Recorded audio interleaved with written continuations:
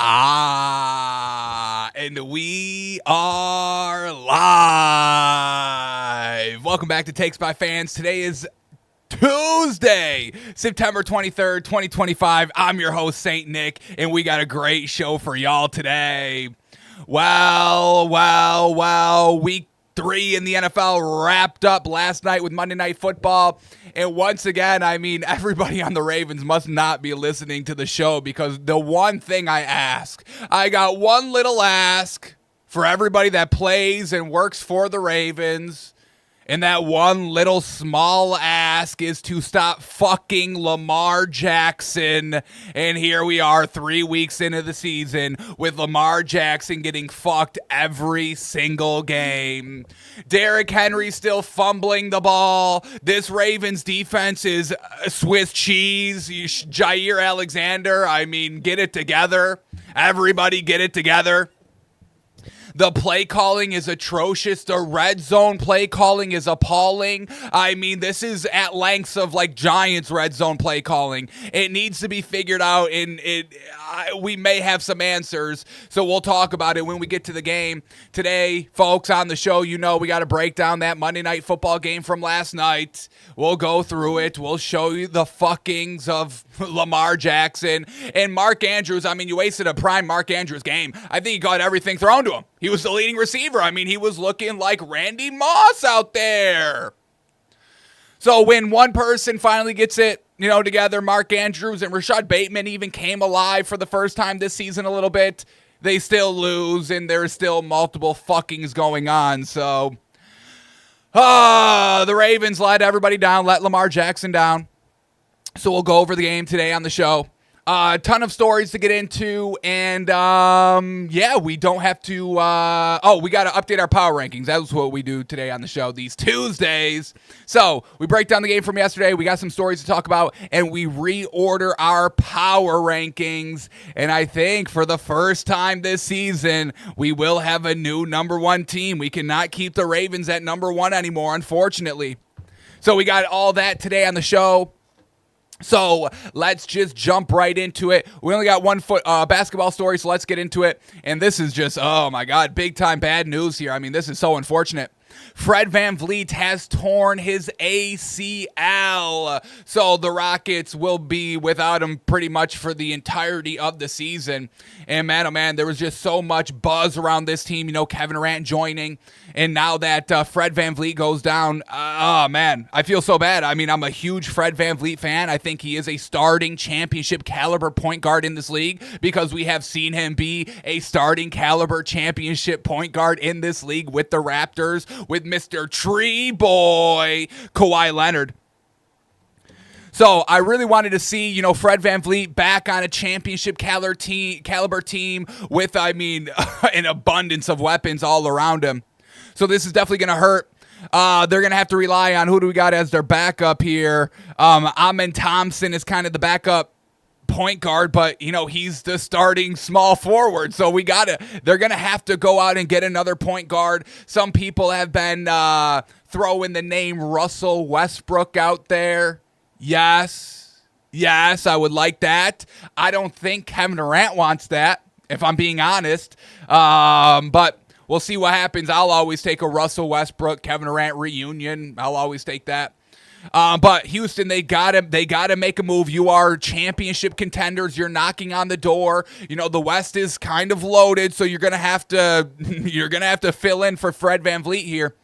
So Rockets, don't try and be cheap. Don't think, okay, we can get past it. No, this is your window. The window's open right now. Go and seize it. You gotta find out a replacement for Fred VanVleet here. Alrighty, that's the only, actually, before we move off of that, let's quickly, we know that the Rockets heading into the season were kind of, favorites, top 3 for winning the finals. I do just want to see the futures now of the Rockets, and look at this. They are now 5th favorites at plus 1,000 with this Fred VanVleet news. So, real interesting here. Rockets are still going to be good. But man, Fred, damn it. Loved watching him play. Rest up, Fred. All right, let's now switch gears to the NFL. Big time football news and stories to go over. And let's start here with the bad news, the injury bug. It got a few players this week, and one of the main names that got a little banged up was wide receiver for the Cowboys, CeeDee Lamb. He's got a high ankle sprain and is going to miss at least the next 2 games here. Now, good for CeeDee Lamb because I don't want to be on the field with that atrocious product. No, thank you. And so far, I mean, Dak Prescott's loving George Pickens a little bit more than CeeDee Lamb, giving him all the touchdowns, all the love. I digress. So, no CeeDee Lamb for the next 2 weeks. I mean, even with them out there, they were going to lose anyway. So, yeah, shut them down, rest them up. We're going to see. I mean, I do think we are potentially, with CeeDee Lamb now, no reason to waste Dak, right? Let's kind of fast forward 4 weeks where, the Cowboys have lost all those 4 games and they got 1 win so far and everything's not looking good to make the playoffs. We get these receivers banged up. Watch out for them to potentially shut down Dak Prescott, folks. We talked about it yesterday on the show. Maybe Schottenheimer a little bit of the fall guy for Jerry wanting to move off of Dak. It may seem like Jerry just wants a complete rebuild. You got 2 first-round picks for Micah Parsons. I mean, you want to move CeeDee Lamb, get some more first-round picks. You can move Dak, get some more first-round picks, and be this true rebuild going on because so far there's no good pieces on this Cowboys team. The defense is Swiss cheese, even though you're paying these cornerbacks, and shout out to the corners. But they get beat a lot. They do get beat a lot. Deron Bland and Trayvon Diggs, they're not bad corners. Don't get me wrong. They play the gamble game a lot where they like to jump routes that they think are coming, and that's where they get burned and beat down the field. So really, what are the good building block pieces here?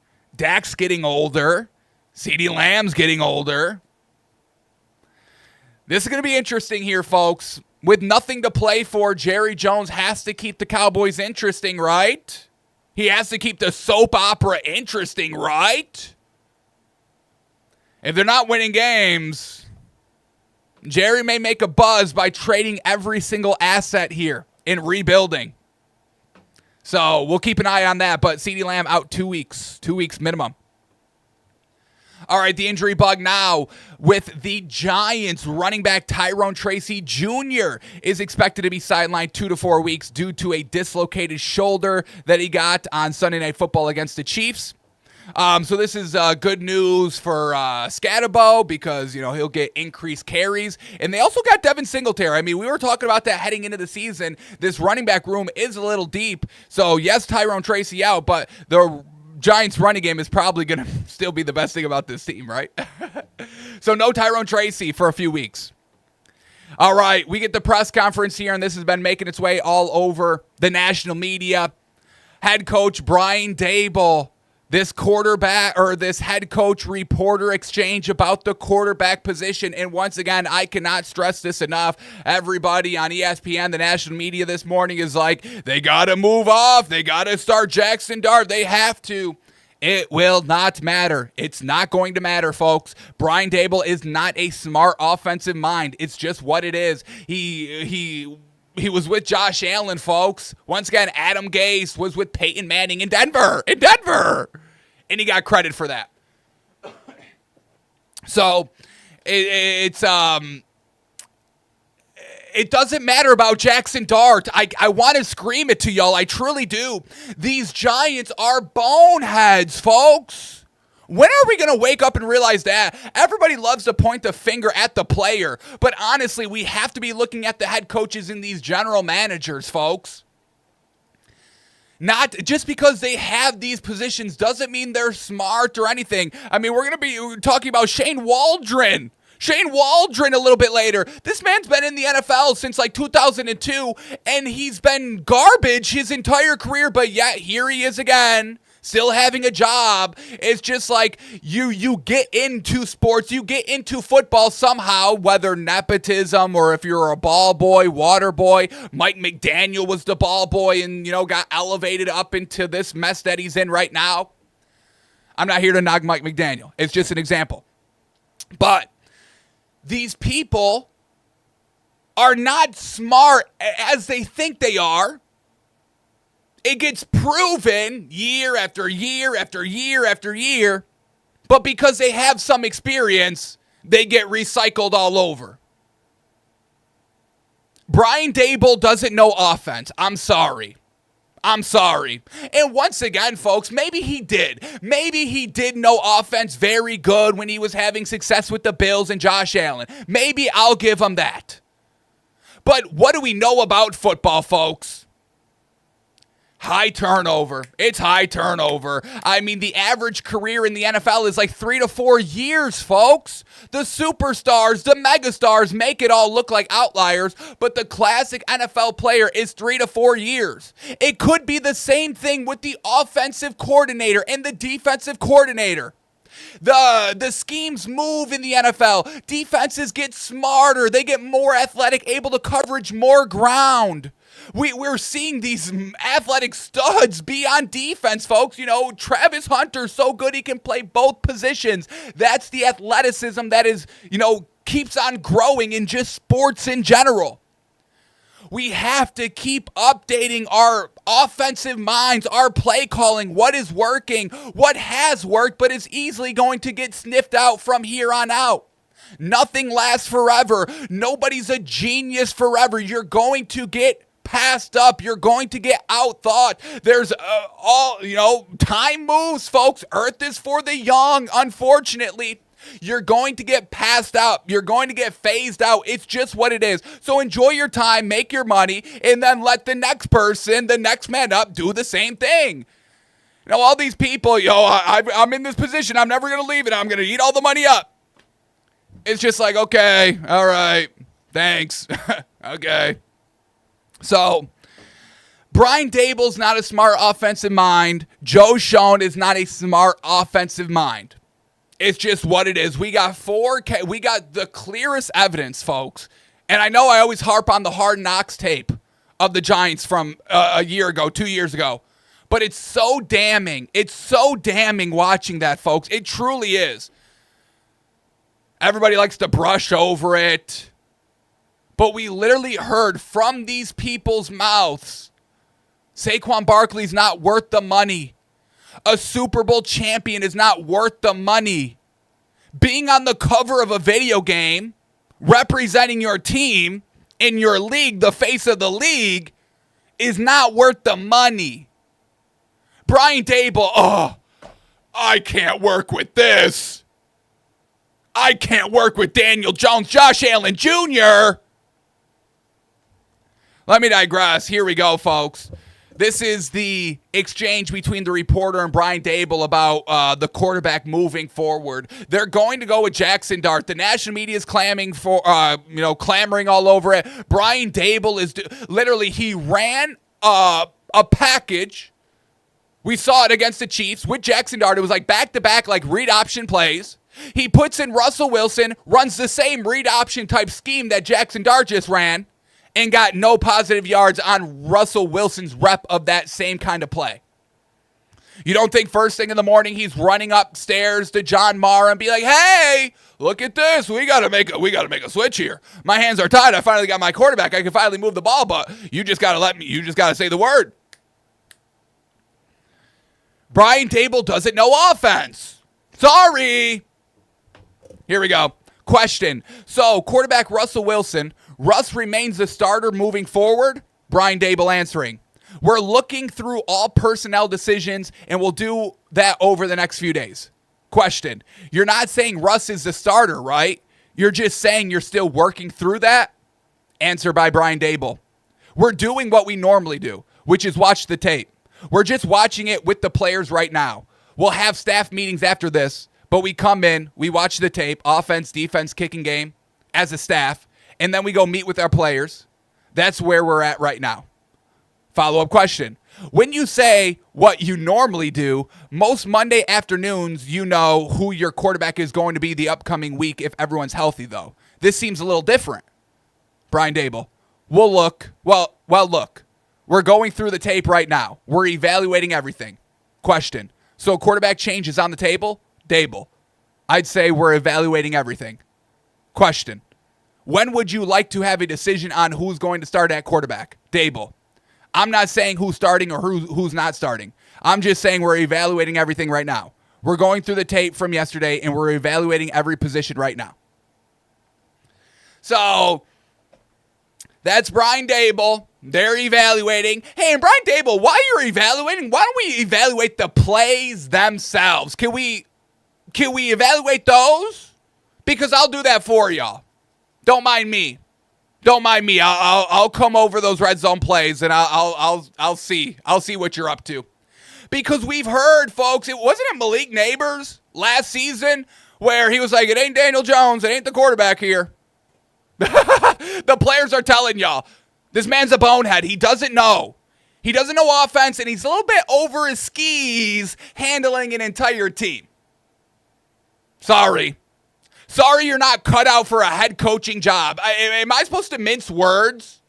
Am I supposed to, spare these people's feel? Oh, well, I don't want to make Brian Daboll upset.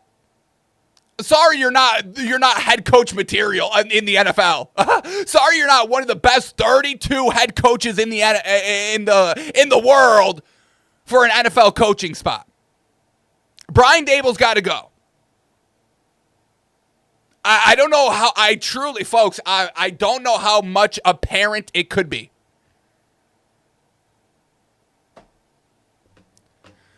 So we'll see. I hope Jackson Dart starts next week. I truly do. So once again, they cannot score in the red zone, and they don't put up points, and they still lose, and everyone scratches. Well, we got to draft another quarterback. Hey, John Mara, you can't let me go. You gotta have me draft another quarterback for you. Sheesh. These quarterbacks are just not good. Oh, Brian Daboll. Jeez Louise. All right. Let's keep moving on here. Luster offense, getting rid of your kicker, bringing in a new one, and seeing 2 kicks miss wide left, wide right.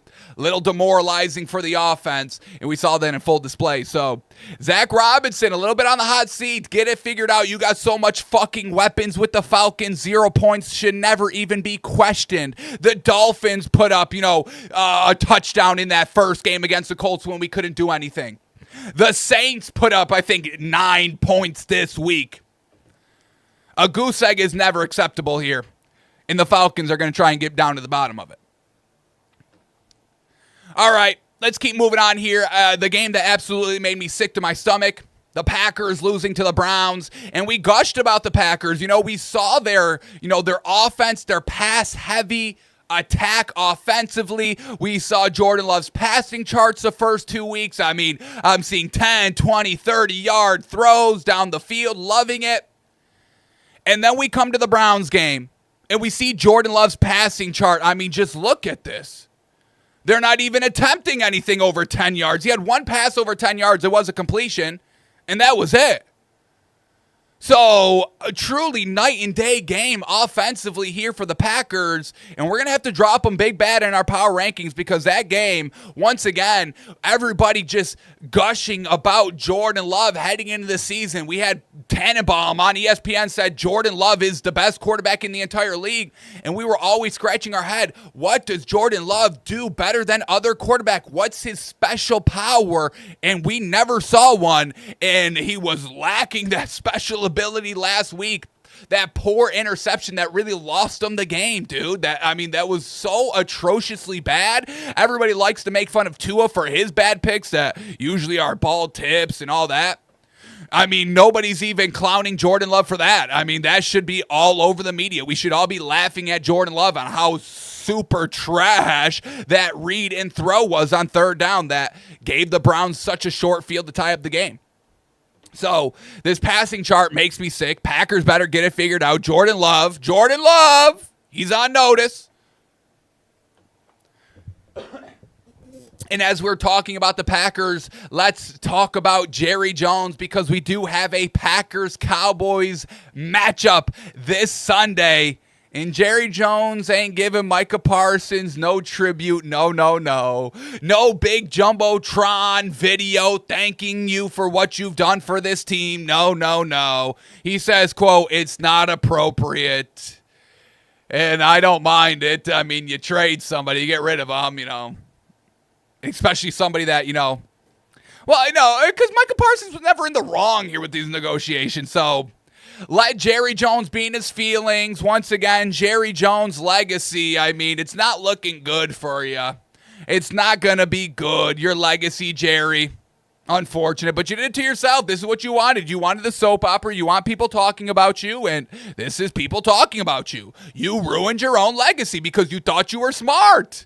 Once again, maybe you were smart in the 70s, but you have to evolve the thinking. It's not just all oil and doing whatever the hell you want. You know, this is new age now, Jerry, all right? It's 2025. He still thinks he's in 1960 with the oil. So don't expect a tribute when the Packers absolutely blow out the Cowboys. They should at least, but we'll see. All right, and are y'all ready to have an uncomfortable conversation? Are y'all ready to have an uncomfortable conversation, folks? Because now it all makes sense. It truly does. The hate for Jalen Hurts, it never made any sense. He's winning just because he's not throwing the ball 300 yards a game. Nobody's doing that anymore. Nobody. Nobody's even throwing for 4,000. I mean, I think we had 5 or 6 quarterbacks throw for 4,000 yards last year. Extra game. Roger Goodell says, hey, we want more big passes. We want more big plays. And they still can't even get that. With all the rules, all that. Still can't even do that. But now it makes sense why everybody hates Jalen Hurts. Just like it made sense when everybody hated Tom Brady. Always winning. Always making the right read. Tom Brady never had the biggest arm. I mean, Barry, if y'all know Twitter lore, you know Barry McCockiner. Would always roast Tom Brady. Dink and dunk. Check down merchant. Same thing we're getting here with Jalen Hurts. But when we take their first kind of 64, 65 games side by side, Tom Brady and Jalen Hurts blows them out of the water and everything. Record, Tom Brady, 47-17. Through his first 64 games. Jalen Hurts through his first 65 games. 48-17. Same record. Completion percentage, Jalen Hurts blows it out of the water. 65% compared to Tom Brady, 61%. But back in those days, 61% was good, folks. 62 was kind of like that mark that's like, okay, that's very good. 62. And that just kind of ended around 2016, 2017. So from about 2000, really until like 2016, 62% was very good. We're not in those days anymore. Now you have to be around like 65% like Jalen. Passing yards, Tom Brady has 15,100.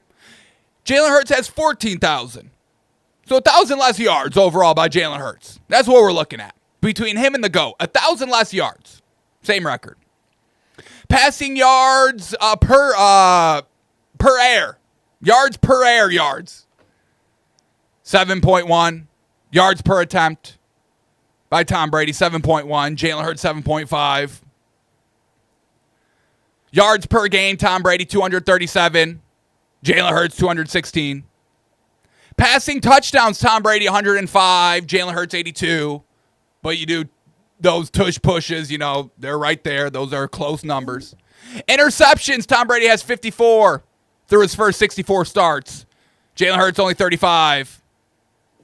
Rushing yards, Tom Brady only had 290. Jalen Hurts has 2,800.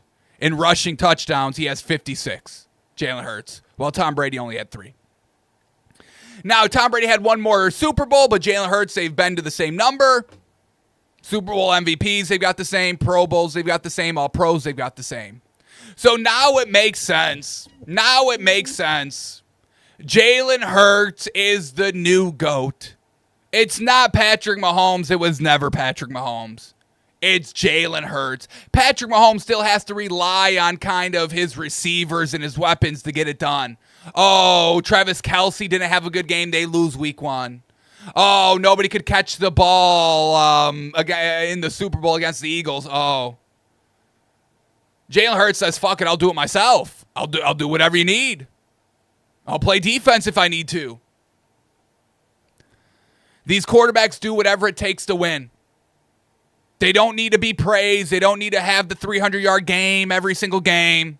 They make the right play. They keep the ball moving. They keep the chains moving, and they put points on the board.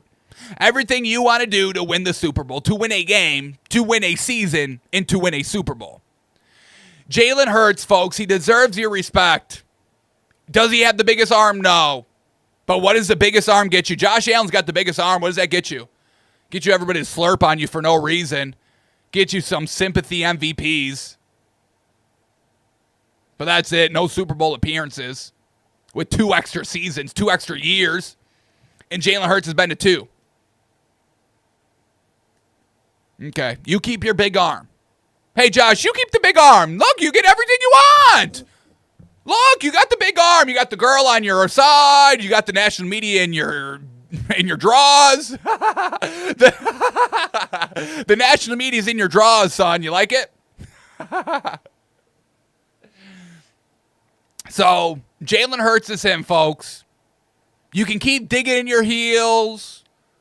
Keep trying to disrespect him, slap him around. He's not a quarterback. 100 yards. He's a winner. He's a winner. He's Tom Brady. But I just got one ask for you, Jalen Hurts. That's when you're done playing and you go to co-own a team. Actually do something. Don't make that team look like a clown. Actually elevate a team that you're a co-owner of. All right? Jalen Hurts, folks, give him some damn credit. And once again, Jalen Hurts, Tom Brady, everybody loved Tom Brady, barking on the sideline, calling out his players, barking at Bill, barking at his coaches, all that. Jalen Hurts does the same thing. They're the same quarterback, folks. That's why you hate Jalen Hurts, because he's a winner. Everybody hates the winners. Jalen Hurts, during the game, when they're down 5 points in the third quarter, goes over to his offensive coaches. He's not yelling, but you could tell he was kind of getting after him the way that the coach stood up.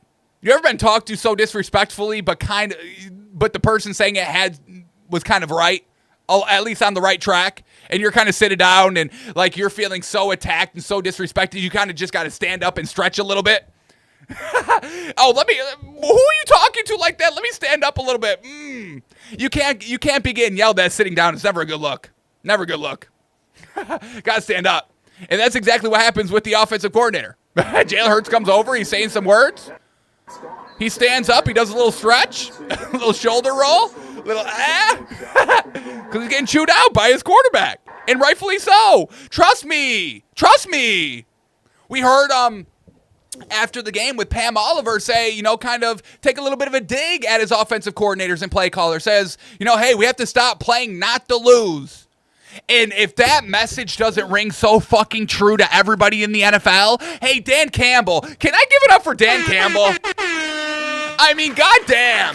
He plays to win. He doesn't play to lose. Do you see a pussy on Dan Campbell? You pull Dan Campbell's pants down, you see a big old throbbing pussy? Oh, no, sir. You see some huge balls hanging. They're almost out of the pant leg. They're dangling so low. Dan Campbell says, 4th and 1, we go for it.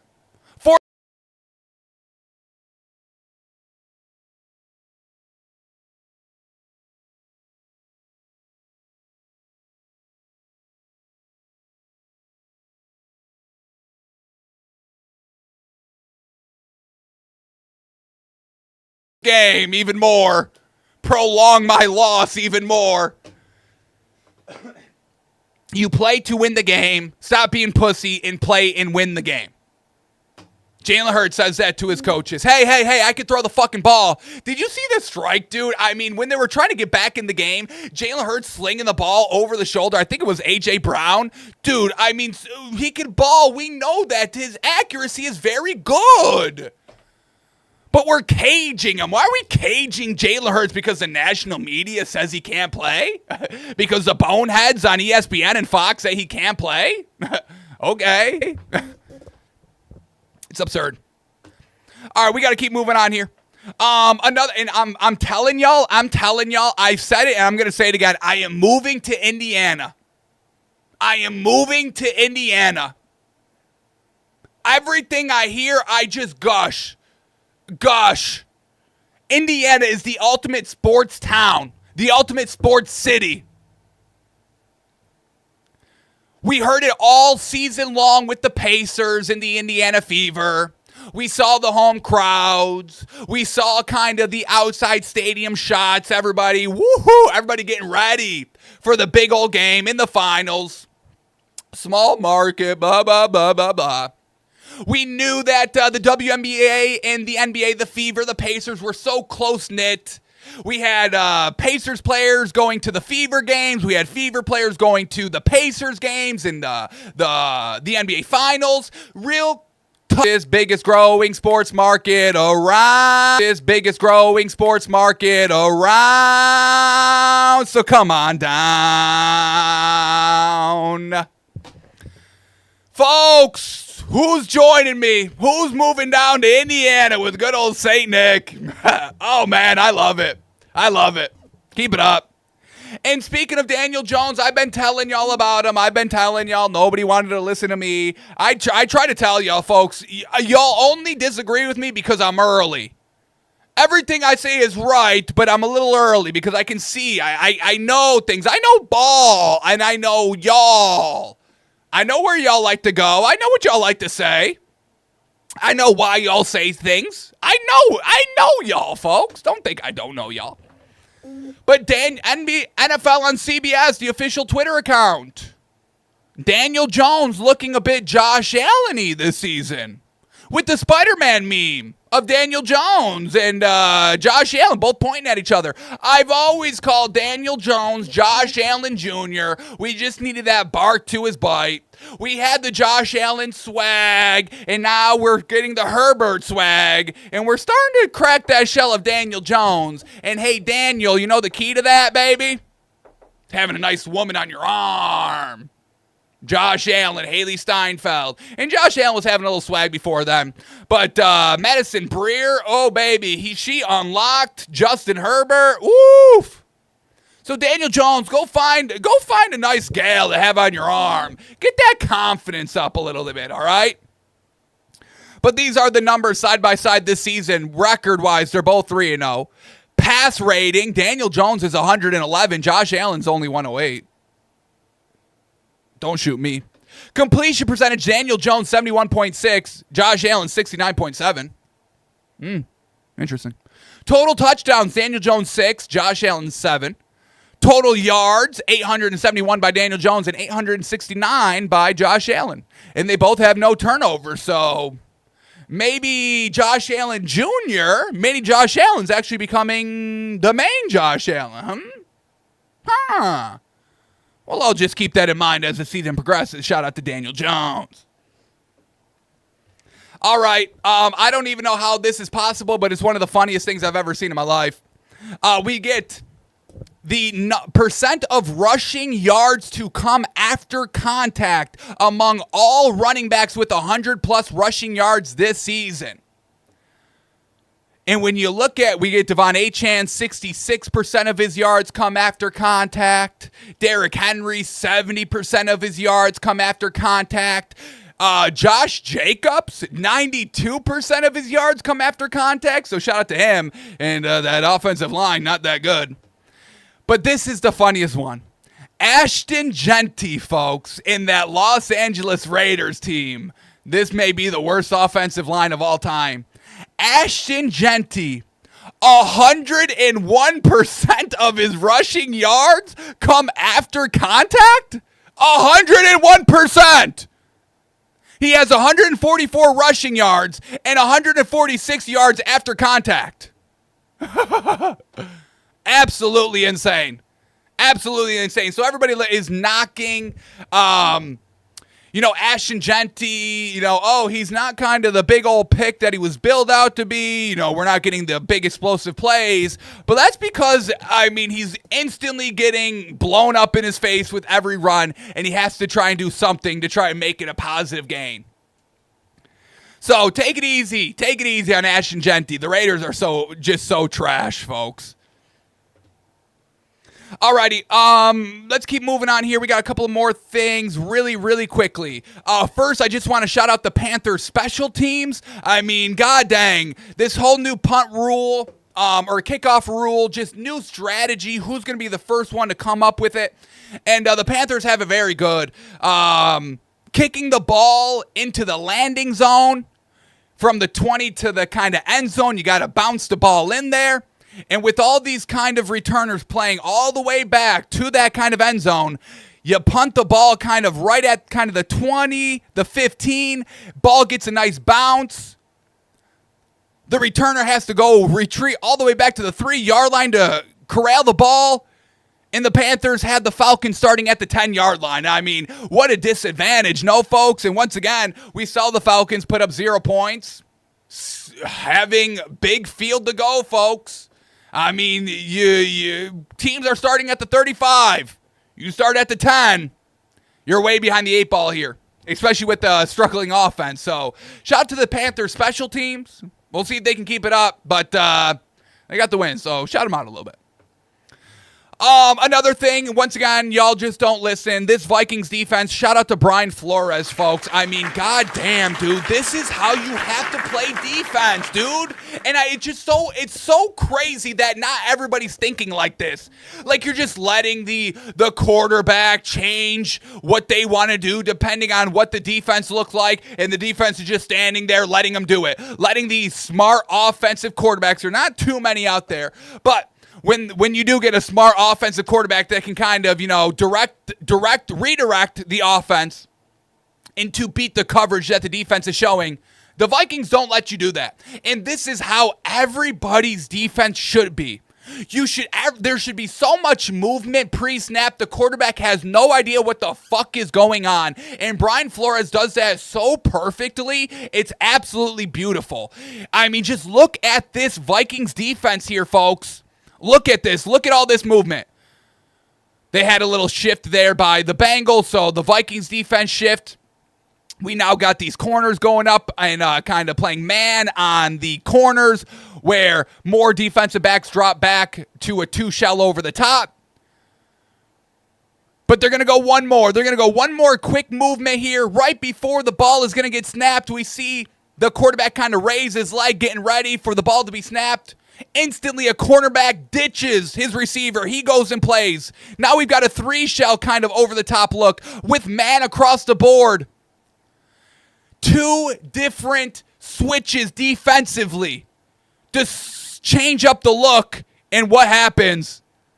Pressure gets there, and he's finally brought down for a sack. And this is a young quarterback here, not a starter here, Jake Browning. So this is just great execution. Great execution. Keep the offense guessing to the very snap of the ball. And then it's too late. The quarterback has no idea what's going to happen there. You bring some pressure. They win up front. And it's like a 10-yard loss. So shout out to Brian Flores. Shout out to this Vikings team. Everyone's so focused on J.J. McCarthy. I mean, the real engine of this team is the defense. Shout out to Brian Flores. He's not a head coach. Let's get that in mind. Let's keep that in mind. He's not a head coach. Not a head coach. Cannot be a head coach. Great defensive coordinator, though. All right, and then the final thing, I don't even want to talk about this anymore. I mean, just bad coaches. I mean, shout out to Brian Flores, a good coach. Got a little slander there in Miami because, he tried to bring defensive energy to the head coaching position, and it doesn't work all the time. That's why I don't like defensive-minded head coaches. I digress on that. But just once again, Shane Waldron here, folks. Shane Waldron, now with the Jaguars on their offensive scout. He's the offensive passing game coordinator. And once again, Shane Waldron, he's been around since 2002, but he got his start and he got his success with, great teams. He started with the 2002 Patriots. Went with the Patriots from 02, 03, 04. Then didn't do anything till 2008. He was back with the Patriots, 08 and 09. And then he didn't do anything until 2016 where he was with Washington. Then he goes to the 2017 Rams, Sean McVay and company. 2017, 18, 19, 20 with the Rams. And then he leaves the Rams in 2020. And then what happens in 2021? The Rams win the Super Bowl. You get rid of Shane Waldron, you win the Super Bowl. He goes to the Seattle Seahawks. Man, 7-10, 9-8, 9-8 as the offensive coordinator. He leaves in 2024. And what happens? Jackson Smith and Jigba goes crazy. Finally, 1,000-yard season. Then he's the offensive coordinator with the Bears last year, and how'd that go? Not good. And now he's the offensive passing game coordinator with the Jags, and I mean, look, all these receivers are dropping every single fucking ball. They're open. They're schemed very well by Liam Cohen, the head coach. Trevor Lawrence is playing solid football. And these receivers are dropping these passes all the time. Brian Thomas Jr. is regressing. I mean, everybody, me, the national media, we were all gushing about Brian Thomas Jr.'s kind of next step, his year 2. And now he's looking bad. Shane Waldron, folks, can we please stop recycling garbage all the time? It's everywhere. It's with the Ravens. I mean, the Ravens' offense is trash. They can't scheme in the red zone. Brian Daboll, let's keep him around. He can't scheme in the red zone. It's not easy, folks. I'm not saying scheming and making plays, successful plays is easy, but we're getting this kind of new generations of coaches coming into the league and having instant early success. Liam Cohen's having great success. Ben Johnson, solid work so far. Solid work so far. Winning, getting better every game. These young bucks, Sean McVay, dude. Kyle Shanahan's still a little young. So, I just don't get it. I'd rather take a shot with a young, upcoming play caller, offensive, defensive mind than somebody that's been around since 2002 and his only success is with great dynasties, the Patriots dynasty. And I am going to call this little Sean McVay, Matthew Stafford. This is a little bit of a mini dynasty. Very mini. Probably last year because it seems like they're off of Matthew Stafford, whatever happens this year. So bring in the new blood. Bring in the new minds. Once again, can we not have, the owners being 90? Can we all just move on? I know, it's tough. You got to sell the team. Oh, no. You had it for 50 years. Settle down. And that's just a good lesson overall, folks. You do your time, you get out. Stop dragging it along your entire life. Hoarding all that money for yourself. Sheesh. We're supposed to evolve. All right, this is my time. I had a good time. I'm going to pass it down. You don't have to do everything until you're fucking 99 years old and can't even think for yourself. Do I get political? Do I go political? Joe Biden! Am I right? Like, it's enough at some point. Even with the president currently, it's just like, this guy's out of his fucking mind now. We digress. We're not a political podcast, folks, I swear. Alrighty, let's get down to the game from last night, folks. Let's break it down a little bit. The Monday Night Football game, and then we got to reorder our power rankings. So here we go. Lions get the dub, 38-30. They were minus 4.5, and man, oh man, they started hot, they ended hot, and they get the win, 38-30. Now, the biggest takeaway from this game is just once again these playmakers, and this one pains me so much because I do love the running back so much, and Derrick Henry is. In my opinion, the greatest running back of all time. Shout out to Barry Sanders. Shout out to Emmitt Smith. Shout out to all of them. I'm a Henry guy, okay? And once again, his fumbles just cost Lamar Jackson and the Ravens this game. Cost them the game week 1. Last week, they win because the Browns defense wasn't good that one game. I don't know. I don't know what the Browns are. I don't know. But you beat the Browns, who are nothing. And now here we go. And I love that it's Aiden Hutchinson with the punch out because I'm a big fan of him. Big dog. He back.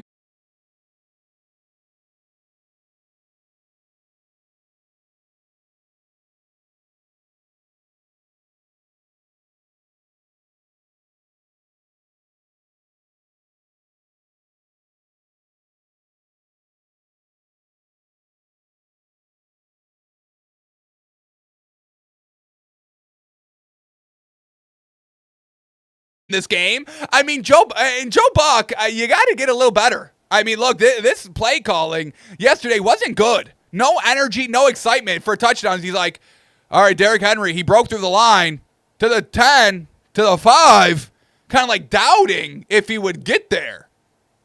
Like, no, that Derrick Henry through the line, open space, touchdown, bang! That's the call. Not whatever the hell Joe Buck did.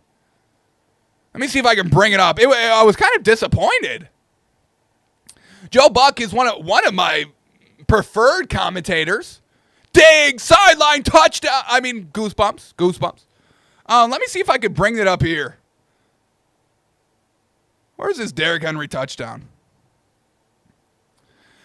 I just want to bring it up. Quick. 5:47 in the first quarter. Let me see if I can bring it up.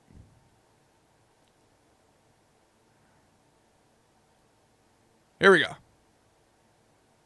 These teams. All right, here we go. Listen to the call here by Joe Buck. Easy pickup. Forget first down. How about touchdown? There is a flag on the far side of the field. I don't know. It didn't juice me up. It didn't jazz me when I was hearing it live. Step up. A gain of just one. On both sides. There is a flag on the teams as we take a look at Kelvin Shepherd. Easy pickup. Easy pickup. Forget first down. That's touchdown. Flag on the far. Maybe a little bit better than I remembered, but still not to the Joe Buck standard, okay? So Derrick Henry's big fumble really beefs him the game. Only running back with fumble in each of its first 3 games this season. Come on, Derrick Henry. We can't be having any negativity associated with the running back position. Once again, the contracts are already small enough. They're going to be taking away more money from you. You're going to make my job even harder to stand. I stand for the running backs. But another reason why the Ravens lost this game, and once again, we may have to move off of Harbaugh. He's got his eyes in the backfield. He's just not. We may have to move off of Harbaugh. I mean, I don't know what they're doing anymore over here. Offensively, it's like they have so much success, moving the ball, able to move the ball, and then it comes in the red zone. It's like they all forget how to play. It's never just Derrick Henry. Derrick Henry's getting stuffed up the middle. They try to, do the play action, and all that is always locked up. Why can you not scheme? Why can we not scheme in the red zone when you've got so many playmakers? Derrick Henry, Lamar Jackson, Mark Andrews. You still got Rashad Bateman. Nice tall receiver. I really don't understand why the Ravens struggle so much in the red zone. You have to move off of these people that cannot scheme for your players, for your talent. We've been having the same discussions for this Ravens team for the last 5 years. They can't close out games. They can't run out the clock. They can score in a minute if it's not in the red zone. We may have to move off of Harbaugh here because the decision to punt the ball right here, it was third and 12, and you had Lamar Jackson pick up a few yards. You're down 7, 31-24 with 4.5 minutes left, and you kick the ball away? Playing not to lose the game. Stop it, folks. You playing not to lose the game is just delaying you losing the game. You have to go out there and win the game. I was screaming. I mean, what is it? It's like 4th and 7. 4th and 7. And you don't go for it? While on the other side, they punt the ball, right? The Lions go and they're eating up clock. And now they're 4th and 2. 1 minute and 46 seconds left. The Ravens have already used all their timeouts. So, the Ravens punted the ball because they think the Lions are also going to do the same. Do you not know Dan Campbell? Do you not know who you're going up against? Mr. 4th down, Mr. I'll always go for it. I don't give a fuck where I am. And the Lions play to win the game. If they punted the ball, they're trying not to lose. All right, let's protect this lead. Still have all three. But he goes for it right here. 4th and 2 at the 50. They're up 7 with a minute and 46 seconds left. If they don't get it, the Ravens have the ball at the 50-yard line. You think Dan Campbell cares? No, he's ready to ice the game right now. Montgomery in the back. And how does he do it? How does he do it? Watch him. Balls, play action. Jared Goff, bing, bob, over the shoulder throw to his number one playmaker. What's so fucking hard about this whole Ravens crew? When the game's on the line, why are we not going to our playmakers? And Dan Campbell ices the game for you, Harbaugh. I mean, look, Harbaugh had success in the past. I get it. But I think it's time to move on. The situational awareness is so trash with this team. It's unreal. You got to move off of Harbaugh. Get a new offensive coordinator as well when you're at it. Because he's pulling the table in the red zone. So shout out to Dan Campbell and the big old balls. And Lamar Jackson after the game says, quote, I feel like week one was a wake-up call, not just this loss. And Lamar Jackson, he's seen it, he's felt it, he's lived it for the last 4 years. Nothing's changed. Bad situational awareness. These superstars making trash plays at the wrong time. Fumbling the ball, not catching the ball. And it all falls on Lamar Jackson. Lamar Jackson's not good. The Ravens aren't good. So Lamar Jackson, he sees it. He sees the writing on the wall. Something has to change here. Something big. And I think it's got to be with Harbaugh. Because obviously we're not getting rid of Lamar Jackson. We're not getting rid of Derrick Henry. We got to get it together here. This team's too talented. All right, during the game here, we had a field goal go in by the Ravens, but very, very interesting here. I would have called this no good. I thought it was no good live. They call it good, though. Ball kind of going over the goalpost here. And they call it good. And not a lot of discussion about it. They kind of said it and moved on. I mean, we got to have some. I mean, you got a graphic for, the first down measurement. We got to have some sort of, replay for when the ball's over the upright. Because this was close. I still don't think it's good. Watching it back. So, just another takeaway from the game. It was interesting. We got to shout out Marlon Humphrey here. When people never give up on a play, the DK Metcalf chase down block a few years ago. And we get the kind of Marlon Humphrey chase down here. Montgomery breaks through the line, wide open, touchdown ahead of him. But Marlon Humphrey gets on his horse, chases him down. I mean, nobody's within like 10 yards of him right here at the 50. And they're able to chase him down. Now, unfortunately, the line still scored on this drive. So, it was all for naught. But we always appreciate a good hustle out there on the field. Appreciate you, Marlon. Never giving up.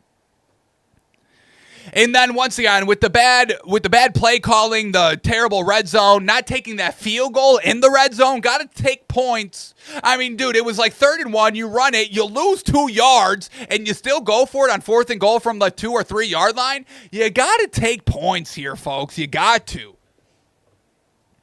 But with all those mistakes, I mean, once again, it just negatively impacts Lamar Jackson. Most points scored through week 3 in the NFL.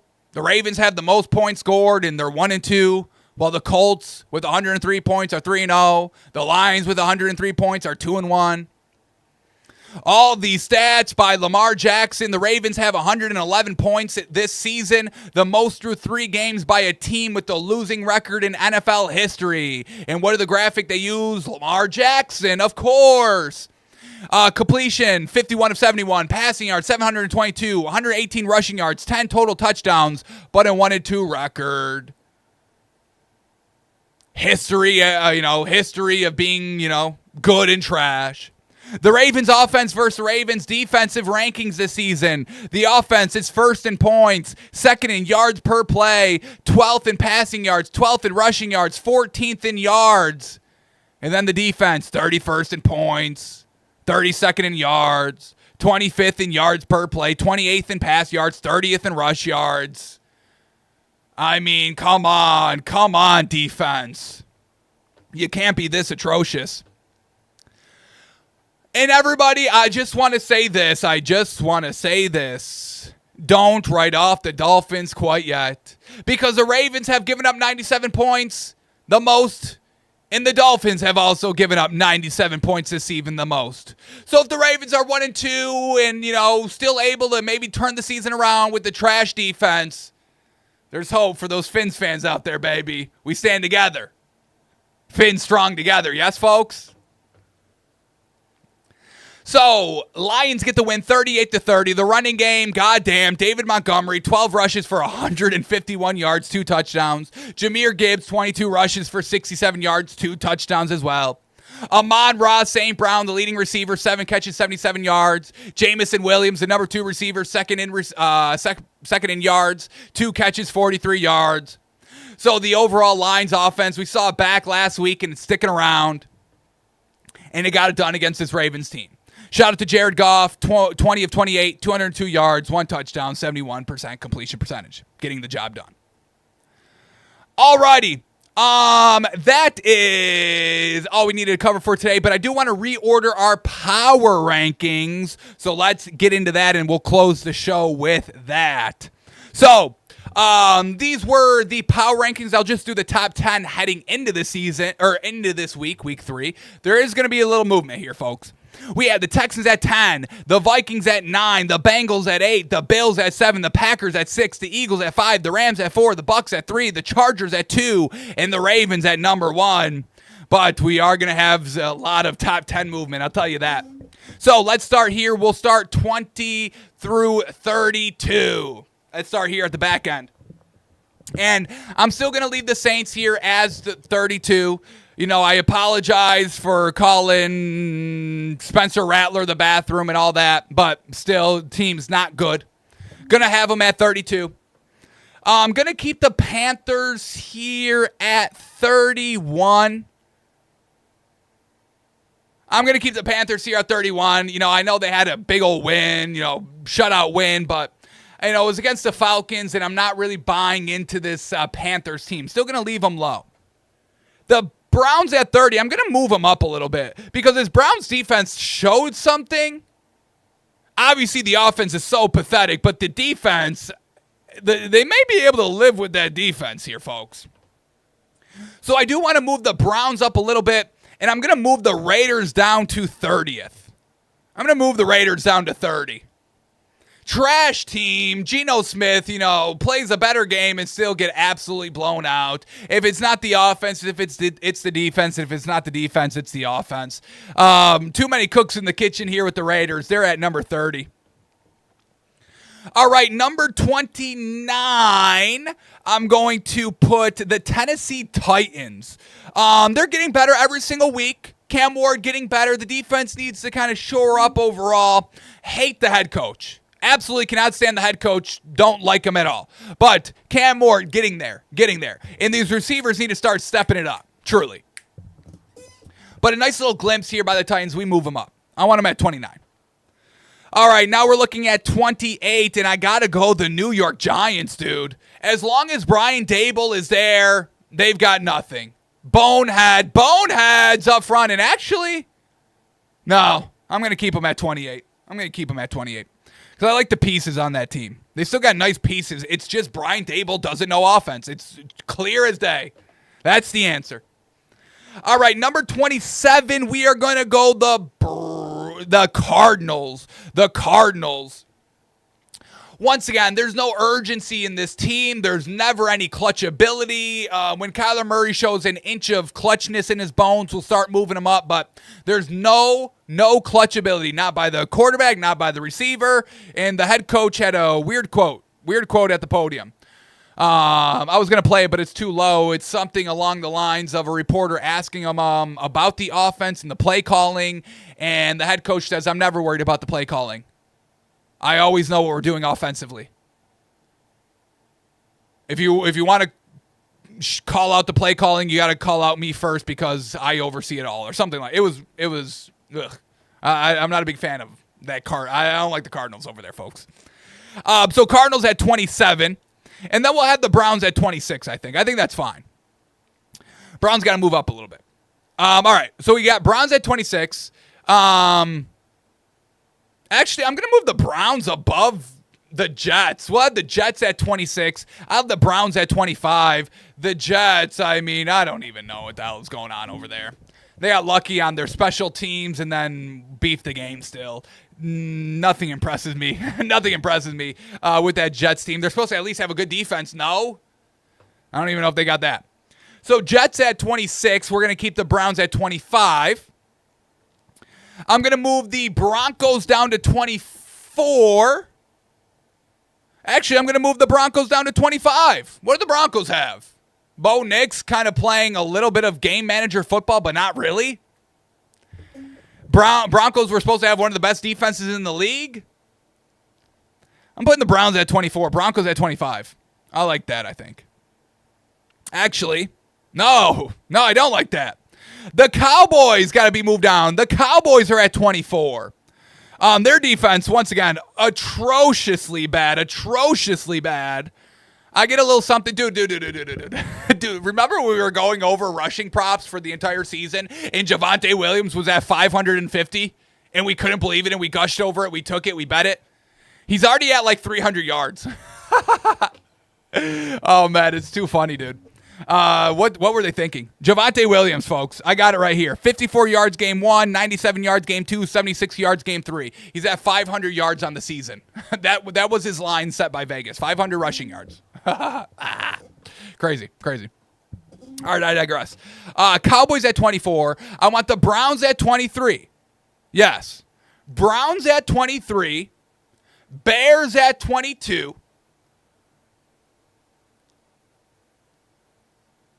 I'm going to leave the Dolphins at 21 and keep the Patriots at 20. And I think that's going to be our 20 through 32. I think I like that a lot. So 20 through 32, we got the Saints at 32, the Panthers at 31, the Raiders at 30, the Titans at 29, the Giants at 28, the Cardinals at 27, the Jets at 26, the Broncos at 25, the Cowboys at 24, the Browns at 23, the Bears at 22, the Dolphins at 21, and the Patriots at 20. Alrighty, now let's go 11 through 19 now and reorder this. Now, number 19, we do got to bring down, who do I got to bring down here? I got to bring down the Falcons, I think.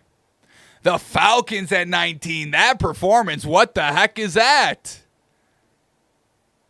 What the heck is that? And I got to move this back. I'm going to do this, actually. We got to move the Bengals. Bengals, big, down bad. Bengals at 19, I mean, you know, we were still liking the offense when Joe Burrow was there, but now there's nothing. No defense, no offense. Bengals down at 19 and really should be probably moved down further. So I'm going to do that. I'm going to put the Bengals at 22. Bengals at 22, so Bears now at 21. Dolphins now at 20. Patriots now at 19. Falcons now at 18. All right. So I'll leave the Falcons at 18. That's fine there. 17, we got to move another team down, don't we? We got to move the Texans down. Texans down to 17. I mean, offense, defense, both big beef and bad. Not looking good. Texans down at 17. All right, 16.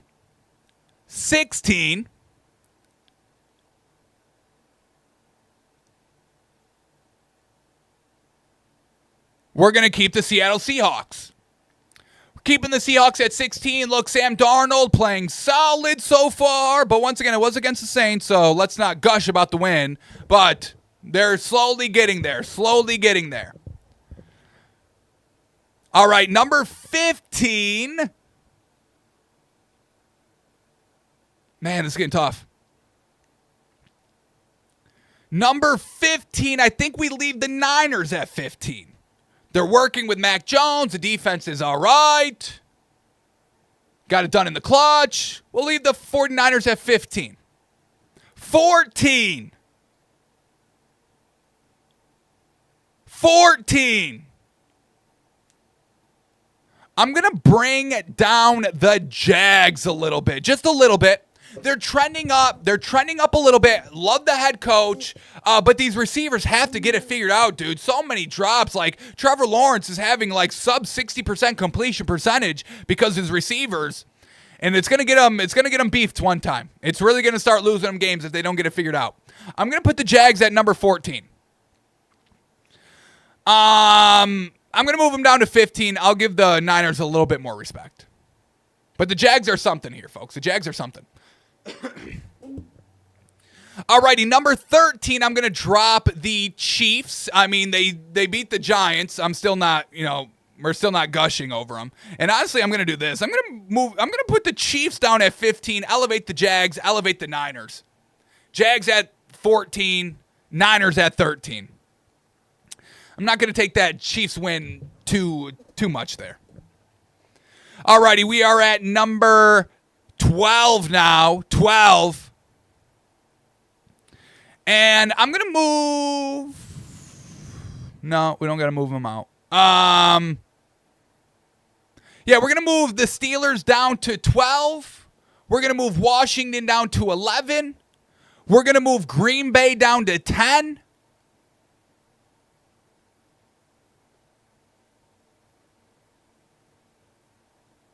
Okay, so there we go. All right, so now 20 through 11, we've got Dolphins at 20, Patriots at 19, Falcons at 18, Texans at 17, Seahawks at 16, Chiefs at 15, Jags at 14, Niners at 13, Steelers at 12, Washington at 11, and now we've got the Packers at 10. Packers at 10 currently. I mean, I'm ready to drop this Packers team all the way down, honestly. You can keep your Jordan Love. And honestly, I'm going to move them down. I'm moving them outside the top 10. Shout out to Washington, Mariota, Daniels. They can still put up 40 points, and the defense is still fine. I'm going to move Green Bay outside the top 10. Alrighty, so now Washington at 10, Lions at 9. I'm going to move the Vikings down to 8.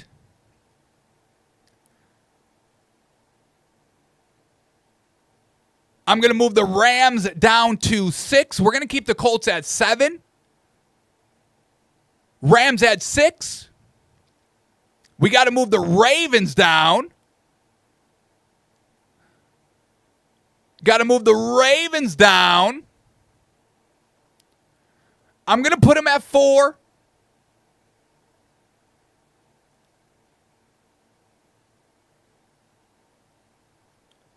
All right, I think we do this. I think we keep it like this. Rams at 6, Bills at 5, Ravens at 4, Bucks at 3, Chargers still at 2, and I'm putting the Eagles back in number 1. Putting the Eagles back in number 1, what a game, what a performance, and what just, because y'all started to get me a little bit. Y'all started to get me. Reawaken our game by Jalen Hurts. Love that. So I think this is what we're going to do for the top 10. Washington at 10. Lions at 9. Vikings at 8. Colts at 7. Rams at 6. Bills at 5. Ravens at 4. Bucks at 3. Chargers at 2. And the Eagles at number 1. Still have the Ravens over the Bills. Still have it. Once again, they both beef at the end. Both these teams are prone to beefing at the end of the game. And I still like the talent overall on the Ravens more than the Bills. Alrighty, well, that is going to do it for us today, folks. That's going to do it for us today. I appreciate everybody listening, watching, tuning in. We'll be back tomorrow for our show. We've got our Gush plays, our top 5 Gush plays of the week before we start looking ahead to next week.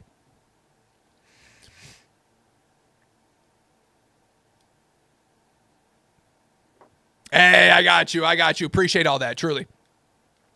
Alrighty, so we are out of here. We're back tomorrow for breaking down whatever happens today and our top 5 gush plays of the week. And once again, everybody with the punch outs. I love this. So disciplined defensively. So shout out to all those defenders. We'll put a few of them on our gush plays tomorrow. Alrighty. Appreciate y'all. We're back tomorrow. Get a great rest of your Tuesday.